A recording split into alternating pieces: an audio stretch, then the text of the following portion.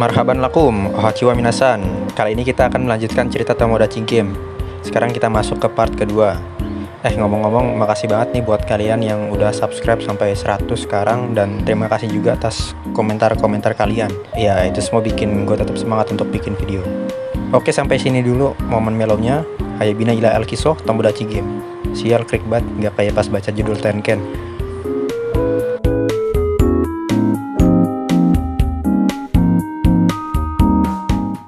Kali ini kita masih berada di tempat Tsukino dan Yuichi berada. Tsukino kaget karena Yuichi yang masih bisa bergerak walaupun dalam kondisi yang sangat menyakitkan. Mereka berbicara terkait masa lalu Yuichi berdasarkan sepengetahuan admin, dan terkait seseorang yang Yuichi sebut guru. Yuichi bertanya apakah admin akan menjual dirinya setelah tahu masa lalunya, karena banyak orang yang mengincar Yuichi untuk balas dendam. Tsukino menegaskan kalau Yuichi tidak akan dijual kepada siapapun, karena dia adalah barang penting bagi Tomodachi Game. Oh iya, kedepannya gue sebut pakai TG aja ya. Tsukino juga bilang, tujuan asli dari bos TG bukanlah uang. Maka dari itu, Yuichi harus memenangkan game, agar semua misteri terhubung. Kenapa TG ada, sampai siapa pengkhianat yang sebenarnya. Sebelum Tsukino pergi, Yuichi bertanya terkait game keempat. Game sudah dimulai, jadi Yuichi disuruh percaya saja sama teman-temannya. Dan meskipun Yuichi nanti sempat ikut, Yuichi disarankan untuk membuang si B. Dari sudut pandang Tsukino, terlalu banyak resiko untuk mempertahankan si B. Kalaupun masih mau dipertahankan, tindakan itu mungkinlah yang disebut dengan pertemanan. Yuichi memikirkan banyak hal karena situasi sekarang cukup sulit, dan dia harus mempercayakan itu semua kepada Tenji dan yang lainnya. Di tempat lain, Tenji dan Kokorogi sedang berbicara terkait game keempat. Tenji bilang akan sulit jika harus meyakinkan semua orang. Jadi dia mencoba untuk meyakinkan orang paling berpengaruh di kelas, maka yang lain nantinya akan mengikuti. Orang tersebut adalah Hanamiya Mitsuru. Mitsuru orang yang serius, dia juga pintar. Karena itu banyak orang yang percaya padanya. Berdasarkan cerita Kokorogi, dia juga yang mengumpulkan teman kelasnya untuk menanyakan soal uang perjalanan. Maka dari itu Tenji mencoba meyakinkan Mitsuru terlebih dahulu. Tenji menjelaskan kalau si B tidak bersalah. Si B nggak mungkin bunuh orang. Alasannya ya karena dia si B. Kemudian Mitsuru menunjukkan grup chat yang berisi semua kejahatan si B. Tenji terkejut karena semua hal yang terjadi di persidangan ada di grup tersebut.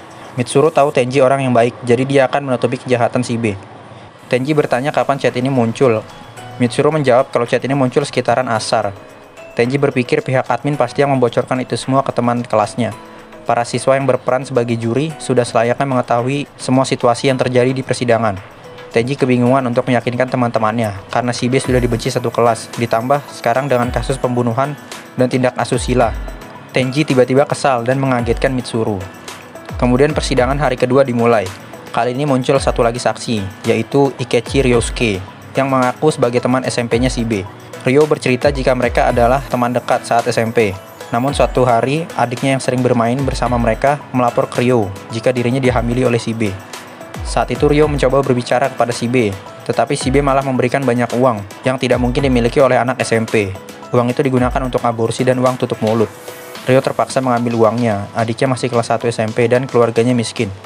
Tenji menanyakan kapan kejadian tersebut. Tenji kaget dengan jawaban Ryo, karena itu terjadi saat si B kelas 2 SMP, sesuai dengan cerita Saori sebelumnya.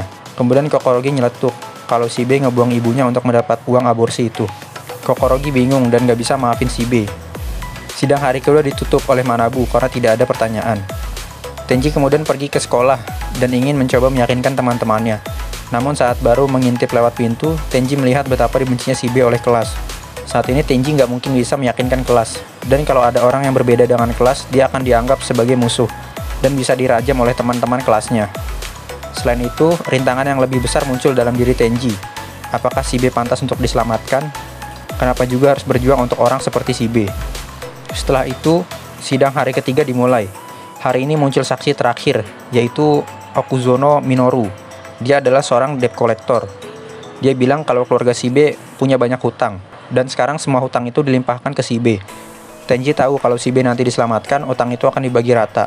Kemudian Minoru menyebutkan kalau utang si B sekarang berjumlah 500 juta yen. Dan betapa kagetnya ketika Tenji dan Kokorogi mendengar jumlah hutang tersebut. Ya ini yang gue singgung di video sebelumnya, di anime harusnya utangnya nggak dibocorin dulu. Tenji dibuat pusing, meskipun si B selamat, mereka akan menanggung hutang 100 juta per orang. Ketika Manabu bertanya kepada mereka, Tenji dan Kokorogi hanya bisa duduk lemas, tanpa bergerak. Setelah mendengar itu semua, Tenji tidak bisa menemukan alasan lagi untuk menyelamatkan si B. Bahkan untuk alasan balas dendam ayahnya, Tenji tidak tahu kegunaan si B untuk ambisinya itu. Di saat Tenji benar-benar putus asa, teleponnya berdering dan ternyata itu dari Yuichi. Tenji kemudian memberitahu situasi mereka sekarang terkait peraturan game dan kejahatan si B. Yuichi bilang ada sesuatu yang ganjil dari itu semua dan ada satu orang yang membuat kesaksian palsu. Tenji disuruh untuk mengingat hal yang telah mereka lakukan sebelum sampai di sini. Tenji tidak mengerti dengan perkataan Yuichi dan dia bertanya siapa saksi palsu itu. Saat Yuichi ingin menjawab, telepon tersebut harus terputus. Yuichi ternyata menelpon lewat telepon milik pihak admin. Reiko mau meminjamkan uang jika Yuichi mau memperpanjang durasi telepon, tapi Yuichi menolak dan membahas hal lain terkait persiapan bertemu orang lain. Yuichi yakin Tenji bisa menyadari siapa saksi palsu itu. Di sisi lain, Tenji sama sekali tidak tahu siapa saksi palsu tersebut. Jadi dia memutuskan untuk pulang dan berpikir terlebih dahulu. Yuichi bilang kalau Tenji adalah yang terpintar di kelompoknya. Reiko nggak percaya karena Yuichi bisa ngalahin Kei di game ketiga. Harusnya dia lebih pintar dari Tenji. Di sini Yuichi bilang kalau dia menang bukan karena pintar. Bahkan nilai Yuichi aja selalu di bawah si B. Setelah itu mereka berdua tiba di suatu ruangan. Di dalamnya ada Kuroki yang pernah buat TG palsu. Yuichi di sini mengintimidasi Kuroki sambil bertanya siapa yang telah menyuruhnya membuat TG palsu. Kuroki nggak mau jawab. Kemudian Yuichi berteriak-teriak kesakitan dan menunjukkan tangannya yang terluka ke Kuroki. Yuichi bilang tangannya tidak bisa sembuh dan hanya jempolnya yang bisa bergerak. Yuichi terus mengintimidasi Kuroki. Kuroki kemudian bilang dia bisa dimusnahkan jika dia bocorin hal itu. Yuichi kesal dan akan membunuh Kuroki sekarang kalau masih nggak mau ngomong. Yuichi hampir menancapkan pulpen ke mata Kuroki. Itu hanya candaan dari Yuichi. Yuichi menenangkan Kuroki dan menawarkan Kuroki kebebasan jika dia mau memberitahu semuanya. Kuroki nggak yakin, tapi Yuichi bilang kalau sekarang dia punya kuasa atas Kuroki. Dan meskipun Kuroki tidak memberitahunya sekarang, dia akan tetap ditanya oleh pihak TG nantinya, tentunya dengan cara yang lebih kejam. Sebelum Yuichi pergi, Kuroki memanggil Yuichi dan mempertanyakan apakah Yuichi bisa dipercaya. Yuichi jawab dengan senyum lebarnya, tentu saja. Kuroki memberitahu Yuichi segalanya. Sayang kita tidak ikut diberitahu.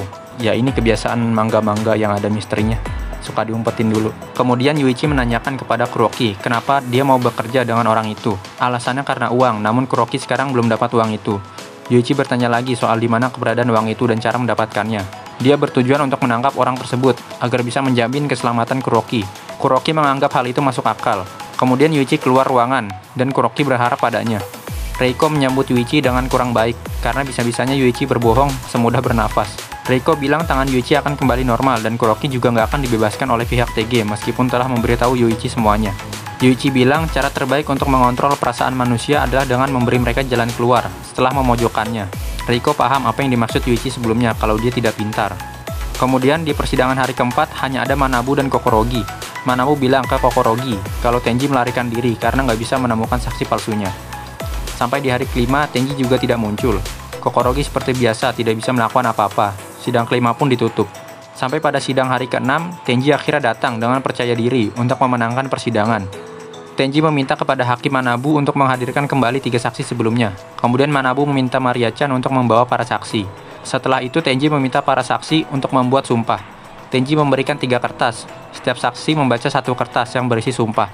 Isi sumpah itu adalah ikuti hati nurani, bicara yang sebenarnya, tidak menyembunyikan apapun, dan tidak berbohong. Dengan sumpah itu, setiap kebohongan akan dianggap sebagai kejahatan dalam persidangan. Entah kenapa gue senang banget lihat Maria waku-waku. Tenji bertanya apakah ada yang membuat kesaksian palsu, mereka semua menjawab tidak. Tenji belum yakin, kemudian dia mengeluarkan catatan yang berisi kesaksian dari ketiga saksi. Manabu kagum ke Tenji karena bisa mengingat itu semua dengan rinci.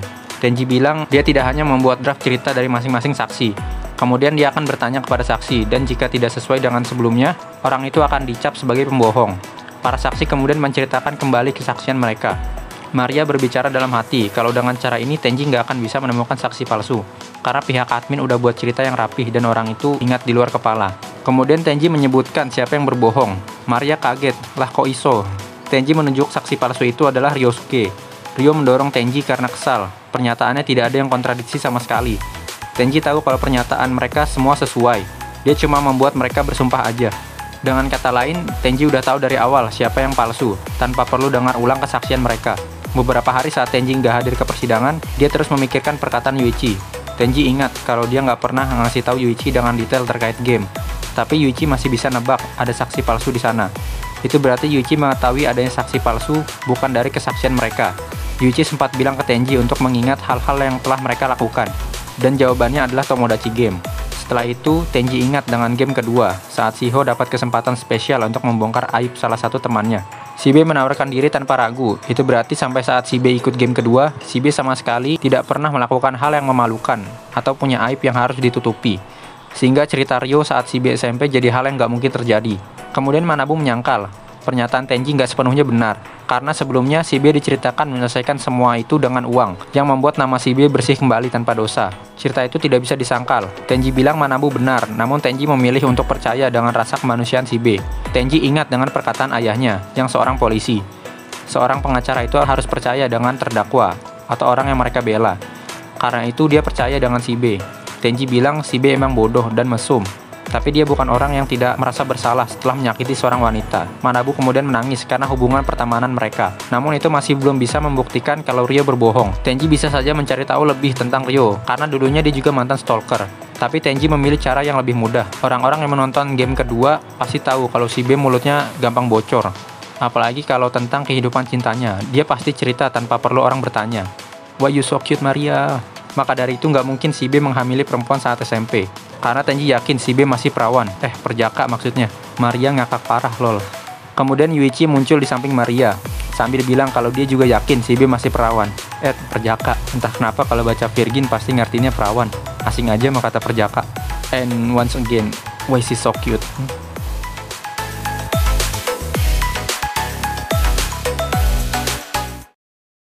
Oke, segitu dulu video kali ini yang berisi pembahasan cerita TG Tokyo Ghoul kali ya. Ya, untuk game keempat part kedua masih ada sekitaran 3 part lagi ya sebelum kita masuk ke Adult Tomodachi Game. Sekarang sih manganya itu udah masuk ke last game. Masa lalu Yuichi juga mulai terbongkar termasuk soal asal-usul TG. Jadi tungguin aja, kalau nggak sabar ya bisa baca manganya langsung. Untuk platform legal baca manganya gue kurang tahu karena di Manga Plus sih nggak ada. Ya, hasanan, syukran narakam maratan ukhra fi video atali. Makasih udah nonton dan sampai jumpa di video selanjutnya.